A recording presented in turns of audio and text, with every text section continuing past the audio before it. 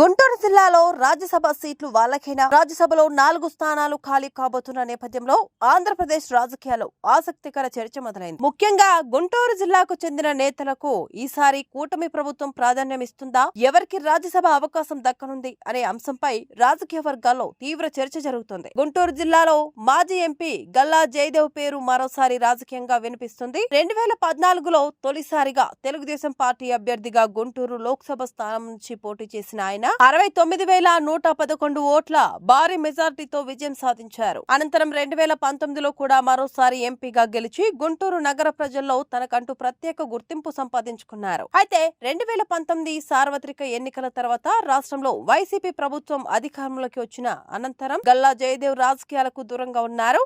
Party కార్యక్రమాల్లో కానీ, మీడియాలో కానీ, సోషల్ మీడియాలో కానీ ఆయన ఎక్కువగా కనిపించలేదు.